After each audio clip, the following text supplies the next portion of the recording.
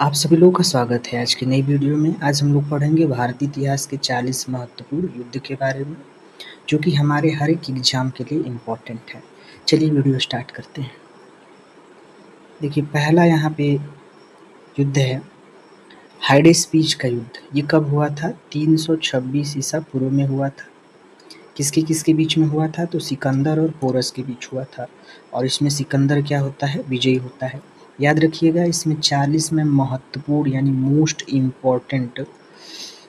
Important युद्ध को लिया हूँ। इससे बाहर एग्जाम में आपके नहीं बनेगा।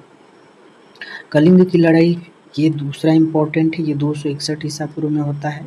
इसमें सम्राट अशोक और कलिंग राजा के बीच युद्ध होता है। इसमें सम्राट अशोक क्या होता है? विजयी हो जाता है। तीसरा है हमारा तराइन का प्रथम युद्ध। ये होता कब है? 1191 ईस्वी में पृथ्वीराज चौहान और मोहम्मद गौरी के बीच में। इसमें पृथ्वीराज चौहान विजेता हो जाता है।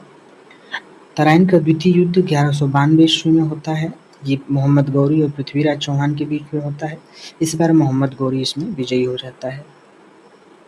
पांचवा है चंदावर का युद्ध, जो कि 1194 ईस्वी में होता है। मोहम्मद गौरी और कन्नौज राजा जयचंद के बीच, और इसमें मोहम्मद गौरी क्या होता है? विजयी हो जाता है। पानीपत का प्रथम युद्ध बात करें, 1526 ईस्वी में होता है बाबर और इब्राहिम लोदी के बीच। इसमें बाबर विजयी बन जाता है। फिर है खानवा का युद्ध, जो कि 1527 ईस्वी में होता है बाबर बनाम राणा सांगा। इसमें बाबर विजयी हो जाता है। फिर है चंदेरी का युद्ध 1528 ईस्वी में। इसमें बाबर और मेदिनी राय के बीच में होता है। इसमें बाबर क्या होता है? विजयी होता है। आपको पता होना चाहिए, बाबर के सभी युद्धों से संबंधित मैंने एक ट्रिक बनाई है। उसे देखकर आप इन सभी युद्धों को आसानी से याद कर सकते हैं। आप जरूर देखें उस वीडियो को।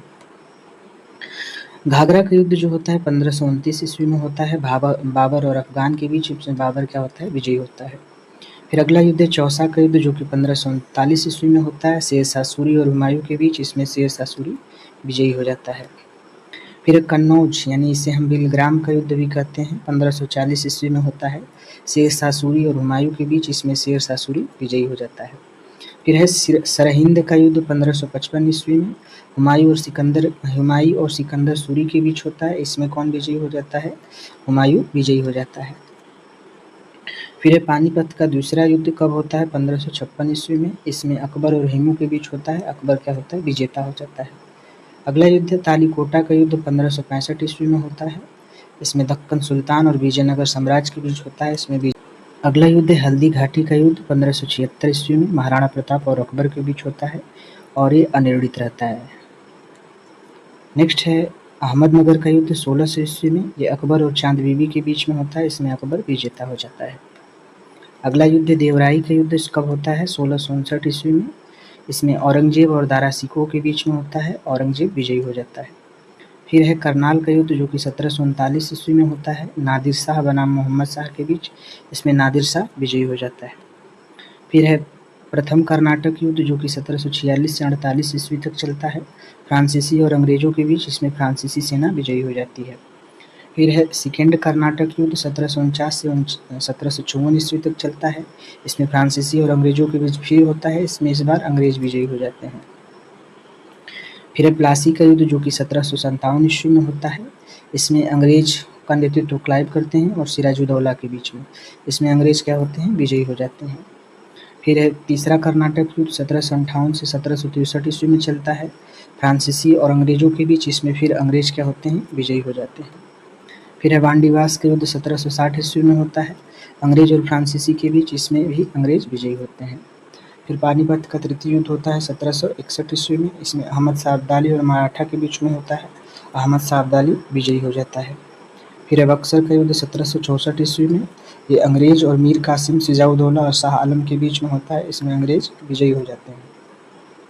फिर अगला युद्ध प्रथम आंग्ल मैसूर युद्ध, जो कि 1767 से लेकर 69 तक होता है हैदर अली और अंग्रेजों के बीच। इसमें हैदर अली विजयी हो जाते हैं। अगला युद्ध प्रथम आंग्ल मराठा युद्ध 1775 से 1782 ईस्वी में। इसमें अंग्रेज और मराठा के बीच होता है। मराठा विजयी हो जाते हैं। फिर है सेकेंड आंग्ल मैसूर युद्ध 1780 से 1784 ईस्वी में हैदर अली और टीपू सुल्तान के बीच। ये दोनों अनिर्णित युद्ध होता है। नेक्स्ट है तीसरा आंग्ल मैसूर युद्ध 1790 से 92 ईस्वी में टीपू सुल्तान और अंग्रेज के बीच। अंग्रेज विजयी हो जाते हैं। फिर चौथा आंग्ल मैसूर युद्ध होता है 1799 ईस्वी में टीपू सुल्तान और अंग्रेज के बीच।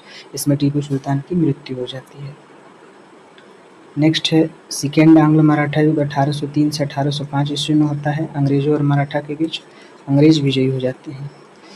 फिर तीसरा आंग्लो मराठा युद्ध जो होता है 1817 से 1818 ईस्वी में अंग्रेज और मराठा के बीच।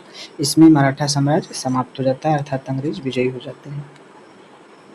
फिर प्रथम आंग्ल बर्मा युद्ध 1824 से 1826 ईस्वी में अंग्रेजों और बर्मा के बीच। अंग्रेज विजयी हो जाते हैं।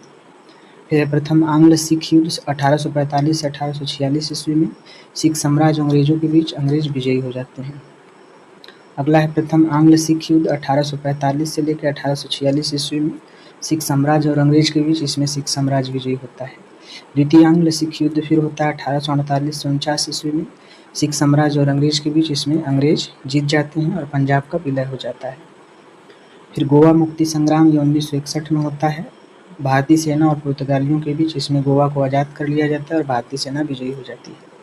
फिर भारत चीन युद्ध ये 1962 ईस्वी में होता है भारत और चीन के बीच। इसमें चीन एक तरफा युद्ध विराम हो जाता है। इसमें चीन की विजय होती है। फिर है दूसरा भारत पाकिस्तान युद्ध 1965 ईस्वी में होता है। इसमें भारत की विजय होती है और इसी के तहत ताशकंद समझौता होता है। फिर तीसरा भारत पाकिस्तान युद्ध होता है 1971 ईस्वी में। इसमें बांग्लादेश का निर्माण होता है पाकिस्तान हार जाता है भारत विजयी हो जाता है। और आज का अंतिम युद्ध है कारगिल युद्ध जो कि 1999 ईस्वी में होता है भारत और पाकिस्तान के बीच में। भारत विजयी हो जाता है।